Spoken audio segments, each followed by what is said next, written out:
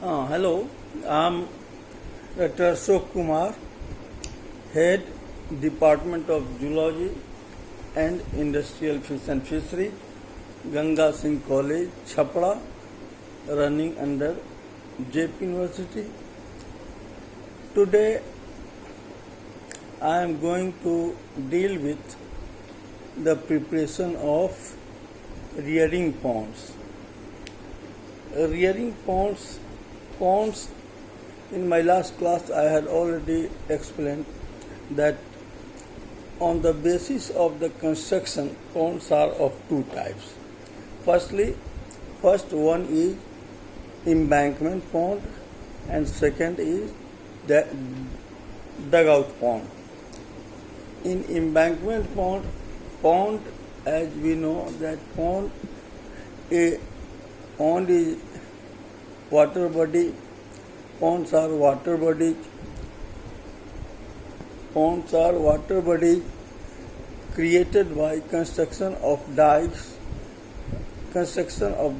across a water course or by digging out a pond. That is on the how it is constructed. On that basis, there are two types of pond. So one is embankment pond and the other is dugout pond. In embankment pond, what happens? The embankment is made only from all the four sides of the water course.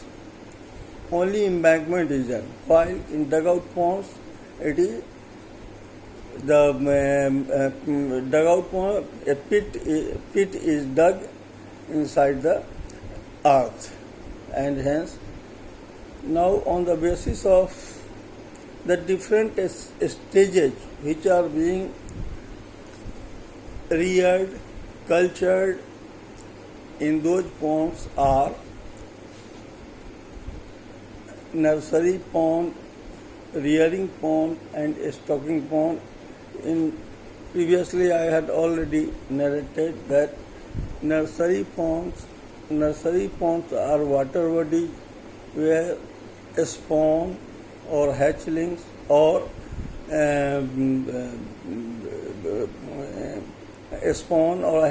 or seeds are reared in nursery pond. When the hatchling remains only, the size of the hatchling is only 5 to 6 millimeter, which attains a length of 25 to 30 millimeter in nursery pond. In rearing pond, it is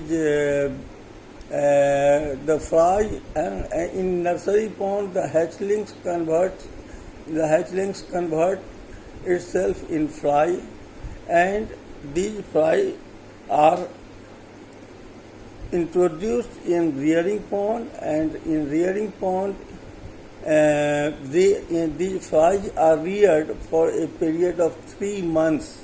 In nursery pond, only 15 days, 2 weeks period the hatchlings remain, and they attain their size from 5 or 6 mm to 25 to 30 mm. While in rearing pond, we introduce fries, and they now attain a length of 100 to 140 millimeter. So, and now they are known as fingerlings because they attain the size of a finger, and they are fingerlings. And these fingerlings have an ability to save themselves from the predatory fishes, and hence in a stocking pond only fingerlings are advised to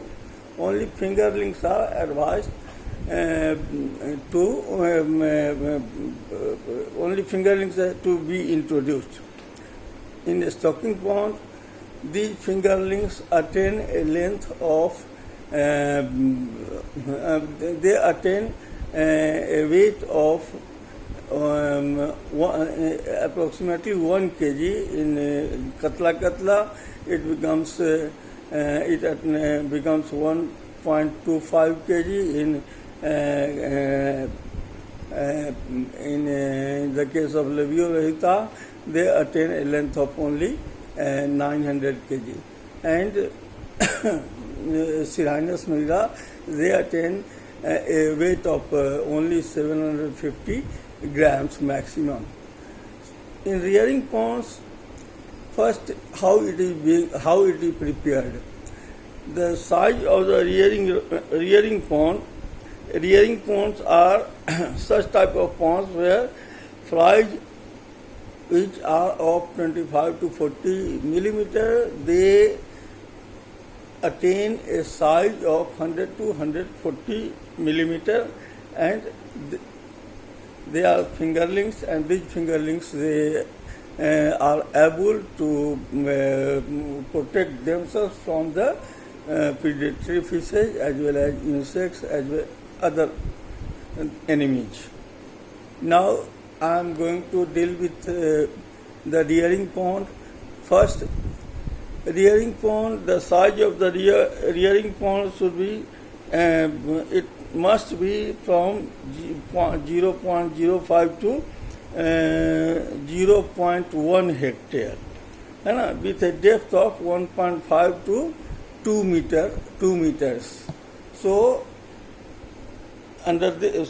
such ponds which dry during summer months are good for rearing ponds, for the construction of rearing pond. One thing is important, that is the surface feature, topography. Second is composition of soil. Now composition of soil, it should not be clayey, completely clayey. The bottom of the pond neither should be sandy, so that water retention will become impossible. In sand, water will not. The water in sandy soil, water will always disappear and it will go inside. While in so sandy is not required, clayey is not required, because clayey soil of the rearing pond, that cannot allow the nutrients like NPK, macronutrients, from the soil to the water column. Hence, water column becomes impoverized. Matlab, water column becomes impoverized, and in nutrients, micronutrients as well as macronutrients as well as micronutrients, which remain in under the pond bottom soil, and these nutrients come only within 1 feet depth of the pond bottom. Further, the slope should be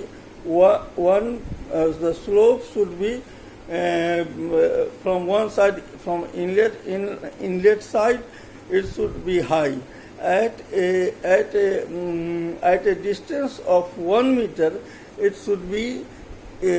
must be 2 centimeter less than its initial stage. So it's from the inlet point.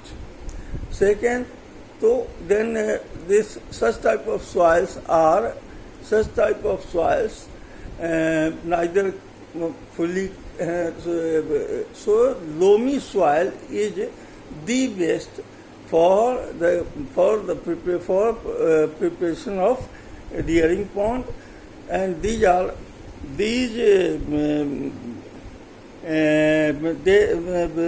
can retain water, having water retention capacity, and there is the clay as well as sand in such a ratio that it can